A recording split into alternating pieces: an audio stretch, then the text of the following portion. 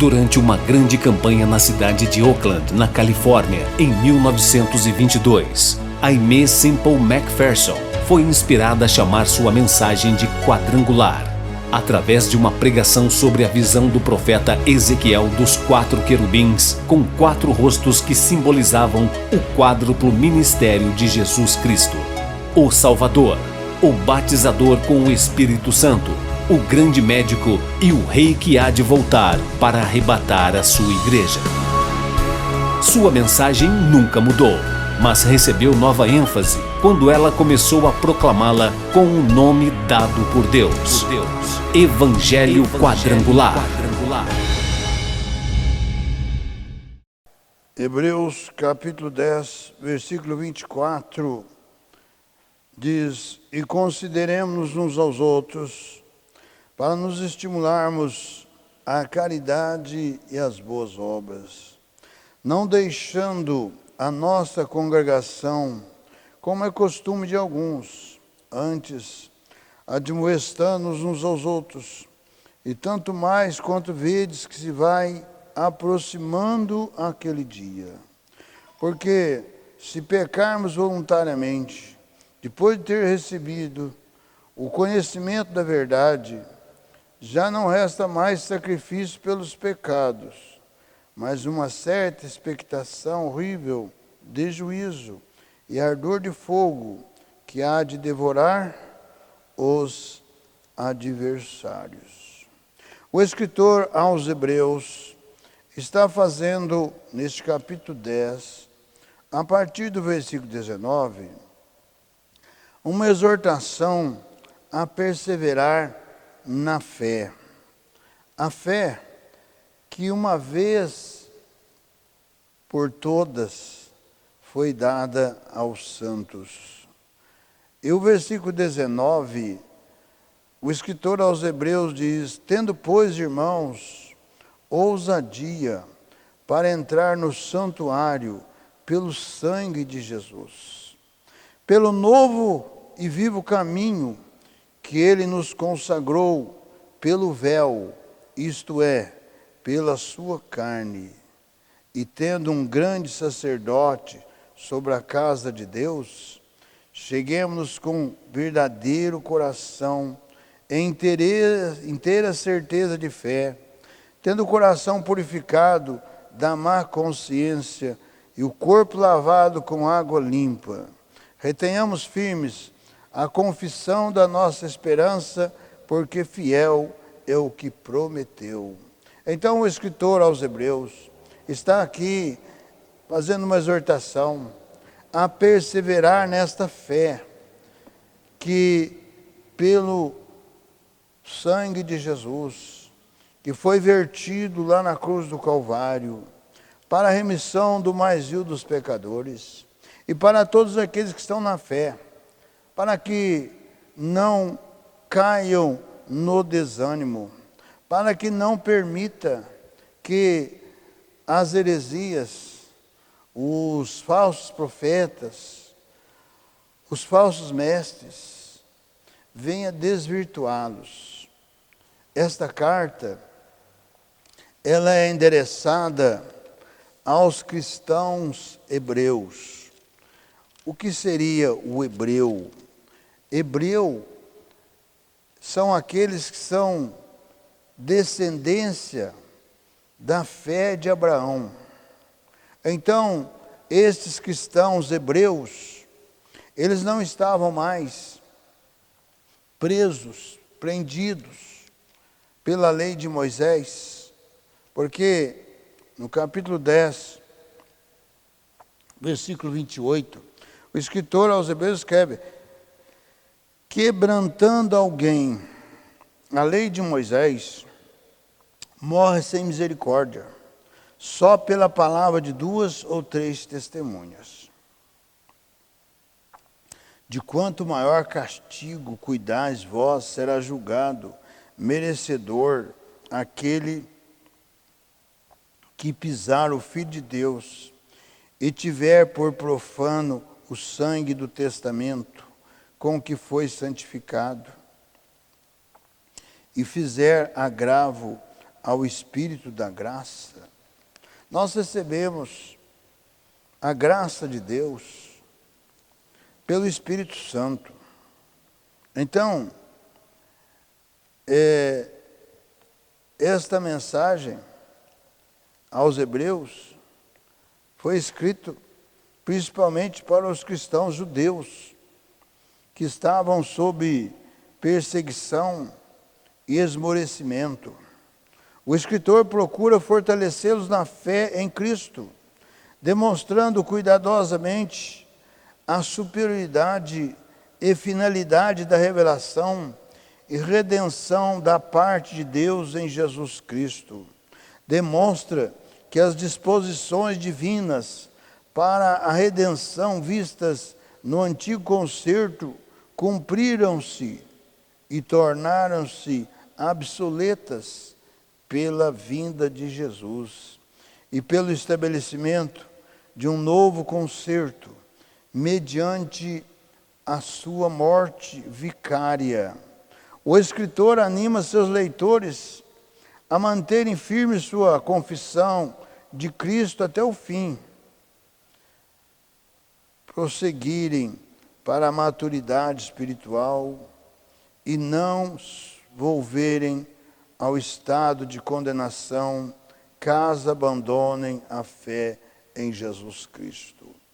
A fé em Cristo, ela não pode ser abandonada. E é por isso que neste momento das grandes perseguições, nesse momento das adversidades, nesse momento em que o cristão, o verdadeiro cristão, genuíno, cristão não é apenas aquele que leva o nome de cristão por estarem vinculados a uma denominação religiosa que fala de Deus e fala de Cristo, mas há uma mistura. O que a palavra de Deus nos declara? Deus não dá a sua glória a outrem, ou seja, Deus não se divide com outros deuses. Mas os movimentos religiosos, eles criam situações de atração às pessoas. Muitos movimentos religiosos estão até mesmo oferecendo aquilo que o mundo oferece. Nós estamos vendo aí pela internet, né, que muitos movimentos religiosos estão aí também praticando as festas juninas. Né? É uma festa pagã, que nem brasileira é uma festa que foi copiada e introduzida dentro da igreja romana. Mas muitos movimentos evangélicos, ditos evangélicos, né, estão aí também colocando uma palavrinha ali, gospel, né, e trazendo o mundo. Ou seja, aqueles que deixaram o mundo por Cristo, agora estão voltando à prática, e isto traz um conforto para aqueles que querem o mundo ainda. Mas aqueles que querem Cristo, eles abandonam o mundo. As práticas do mundo, elas não vêm no Evangelho, elas não cabem no Evangelho de Cristo. Por isso que o escritor aos Hebreus está incentivando os cristãos hebreus. Hebreus, como já disse, são os descendentes da fé de Abraão. Então, Jesus foi questionado certa vez pelos judeus, porque eles não quiseram aceitar Jesus como sendo o Messias, como sendo o Salvador. E Jesus lhe diz: olha, quem não me aceitar está debaixo de um jugo, está debaixo de uma escravidão. E eles questionaram Jesus, não, nós não somos escravos, nós somos descendência de Abraão. Agora, o que é descendência de Abraão? São os hebreus. E a fé do crente Abraão é que ela é tanto para judeus ou israelitas. Israelitas são todos aqueles que são descendência de Jacó. Judeus são aqueles que são da Judeia. Então, ali, aqueles que estavam no reino da Judeia, são judeus. Mas todos são israelitas, tanto judeus como são todos descendentes de Jacó, porque os israelitas estavam no reino do norte, que foi cativo para o cativeiro da Síria e não mais voltaram. E agora estão sendo catalogados nos dias de hoje. Todas as 12 tribos de Israel já estão catalogadas. E elas estão retornando. É um cumprimento da palavra de Deus, é um cumprimento da profecia de Ezequiel, em que todos estarão unidos, as 12 tribos estarão unidas em Israel. É um processo de Deus e da palavra de Deus de cumprimento. Hoje, os judeus que estão aí são incrédulos, porque eles rejeitaram o Messias, rejeitaram o Salvador. Mas aqui, o escritor aos Hebreus está escrevendo para os judeus, os hebreus, que era israelita e judeus, todos eram hebreus, mas que estavam na fé em Cristo. Então, esta fé em Cristo une tanto judeus, israelitas, como gentios. Todos se unem na fé de Abraão, porque Abraão foi o pai da fé. E Abraão, ele creu em Deus. Abraão, ele teve uma promessa de um filho, de uma descendência. E tanto Abraão como a Sara, sua mulher, já estava avançada em idade. Sara não tinha como dar um filho para Abraão, a ponto que Sara fez uso da sua escrava para que Abraão tivesse um filho com ela, como teve Ismael. E Deus deu uma promessa também para a escrava Agar e seu filho. A mesma promessa que Deus deu para Isaque, filho de Abraão, que teve na sua idade avançada, com Sarai. Porque Deus é poderoso, Deus é glorioso. Então, como Deus havia feito a promessa de uma descendência, teria que ser filho de Sara. E na sua idade avançada, ela teve o filho Isaque. E esse filho Isaque é a promessa das 12 tribos de Israel. Assim como Ismael teve também a promessa de 12 tribos, que nós temos, os árabes, que é descendente de Ismael, 12 tribos. E entra em conflito entre eles. Mas tudo dentro de um processo de Deus e da sua palavra. Mas a fé em Cristo é que une todos.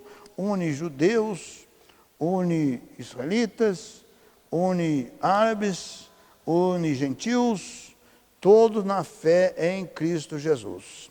E hoje, muitos estão se convertendo a Cristo, porque nós estamos num processo de cumprimento da palavra de Deus, das promessas de Cristo para a sua igreja, de arrebatamento da sua igreja.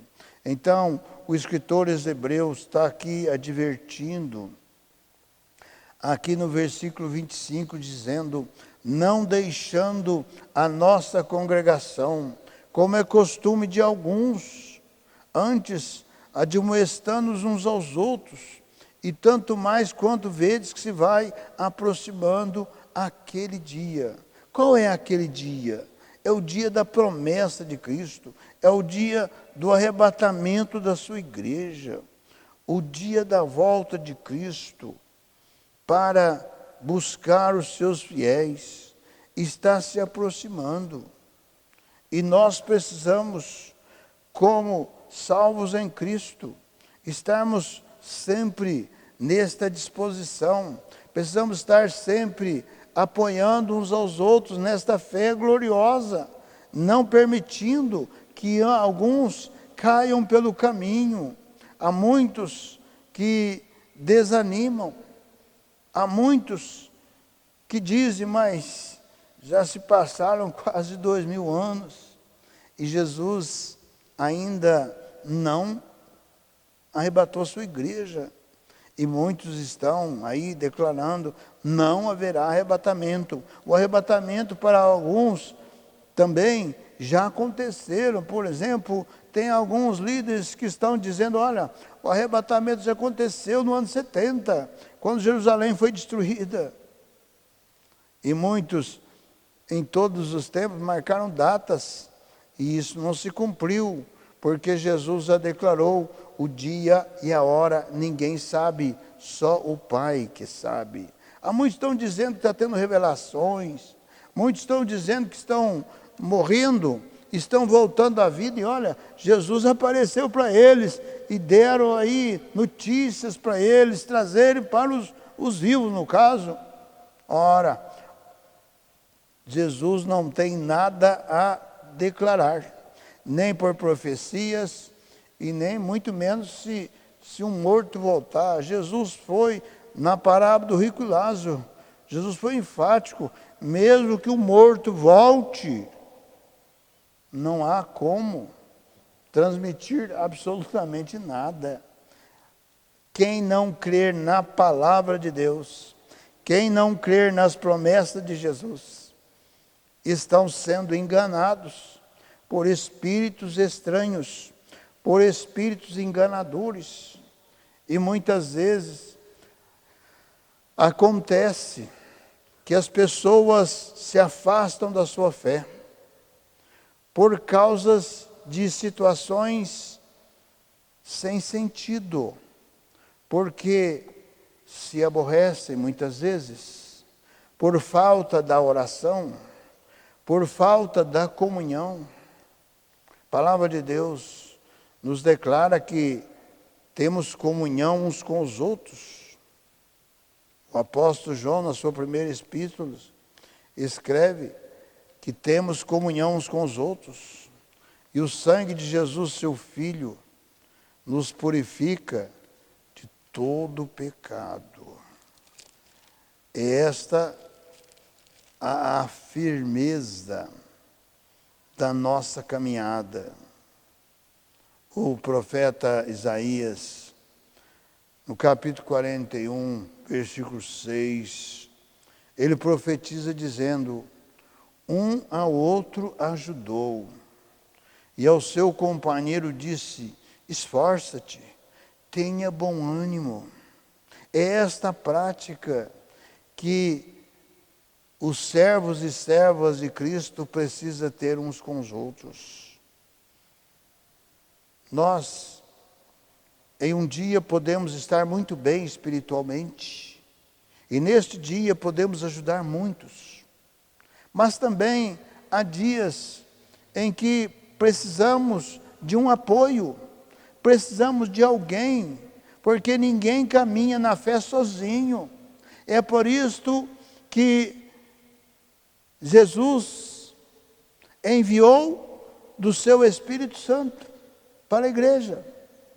É por isso que Jesus instruiu os seus discípulos, ficar em Jerusalém, até que do alto sejais revestidos de poder. Qual é esse poder? É o Espírito Santo. É o Espírito Santo quem conduz a igreja de Cristo. É o Espírito Santo quem vai entregar a igreja para Cristo no arrebatamento. E é por isto que o apóstolo Paulo adverte na carta aos Tessalonicenses que a vinda de Cristo, ela será precedida de manifestação do anticristo. E no capítulo 2, versículo 6, o apóstolo Paulo escreve: e agora vós sabeis o que o detém, para que a seu próprio tempo seja manifestado. O que detém a manifestação do anticristo? Porque o apóstolo Paulo, nesse capítulo 2, está falando sobre a manifestação do anticristo. E aqui neste versículo 6, ele está dizendo e declarando que há um impedimento para a manifestação do anticristo. E qual é esse impedimento? É o Espírito Santo que está na igreja. Enquanto o Espírito Santo não entregar a igreja para Cristo, no arrebatamento, o anticristo não se manifestará. Por isso que precisamos estar atentos à palavra de Deus, às palavras de Jesus. Porque no versículo 7, porque já o mistério da injustiça opera, ou seja, o espírito do anticristo já operava no tempo apostólico e com muito mais intensidade nos nossos dias, porque Satanás sabe que pouco tempo lhe resta. Somente há um que agora resiste, até que do meio seja tirado. Quem que resiste? É o Espírito Santo na igreja de Cristo. E o versículo 8: e então será revelado o iníquo, a quem o Senhor desfará pelo assopro da sua boca e aniquilará pelo esplendor da sua vinda. A esse, cuja vinda é segundo a eficácia de Satanás, com todo o poder e sinais e prodígios de mentira, e com todo o engano da injustiça para os que perecem, porque não receberam o amor da verdade para se salvarem. Então, o anticristo, ele virá, segundo a eficácia de Satanás, porque será ungido por Satanás e terá, então, todo o poder no mundo, poder político, poder religioso, porque estará realizando sinais e prodígios de mentira. E nos dias de hoje, muitos estão realizando sinais e prodígios de mentiras, porque estão enganando a muitos, mas estes terão, sem dúvida, o seu pago, porque todos iremos comparecer ao tribunal de Cristo. E a primeira epístola de João, capítulo 1, versículo 7, ele diz: mas se andarmos na luz, como ele na luz está, temos comunhão uns com os outros, e o sangue de Jesus Cristo, seu Filho, nos purifica de todo o pecado. Feche seus olhos, forme comigo a cadeia da prece poderosa. Estarei orando com você, estarei orando por você. Senhor, nosso Deus, nosso Pai, em o nome do seu Filho amado, Jesus Cristo, juntamente, Senhor, com estas vidas que me assistem nesta hora, que estão crendo, Senhor, nesta Tua palavra, estão crendo, Senhor, nestas Tuas promessas, estão crendo, Senhor Jesus, que sem Ti nada podemos fazer, mas que em Ti faremos proezas. Toca nesta hora poderosamente, por sobre cada coração, por sobre cada entendimento, por sobre cada cada vida. Senhor, fortalecendo, ó Deus, aqueles que estão manquejando na sua fé, para que se voltem inteiramente para Ti, para que possam clamar, orar, buscar pelo nome glorioso do Senhor Jesus, esta bênção, esta vitória.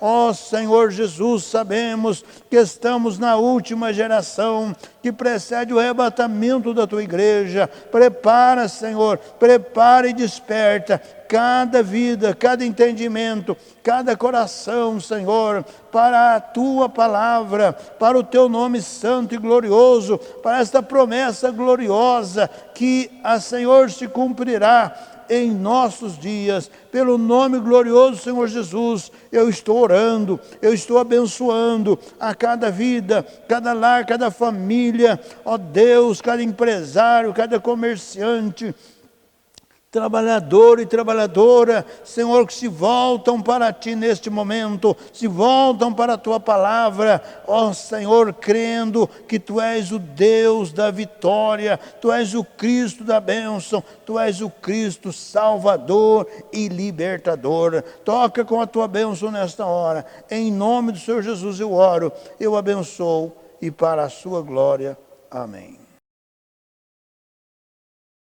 Participe conosco deste ministério, com a sua oração, com a sua participação e também divulgando para os seus parentes, amigos e vizinhos esta obra gloriosa do Senhor Jesus Cristo. O nosso compromisso é de levar as verdades do Evangelho do Senhor Jesus Cristo para todo o Brasil. E você poderá participar conosco, com a sua oração, com a sua presença. E também você poderá, com os seus dízimos, com as suas ofertas, e também como mensageiro da esperança, proporcionar para que alguém possa levar esta mensagem verdade nestes dias de cumprimento da palavra de Deus, em que está próximo o arrebatamento da igreja do Senhor Jesus Cristo. Participe conosco deste ministério para todo o Brasil. Visite também no YouTube,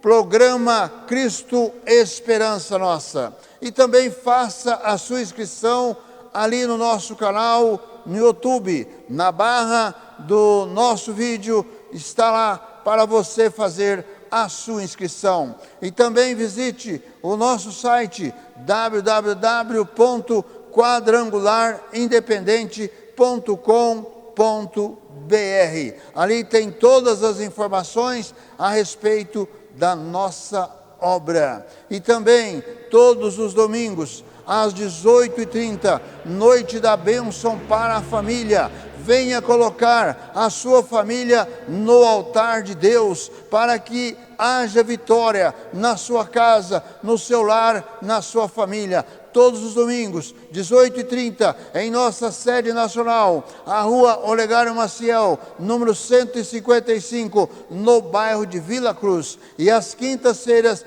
19h30, a noite da vitória. Venha participar, venha receber a sua bênção na noite da vitória. Venha participar da corrente da vitória às quintas-feiras, 19h30. Divulgue este programa para os seus parentes, amigos e vizinhos.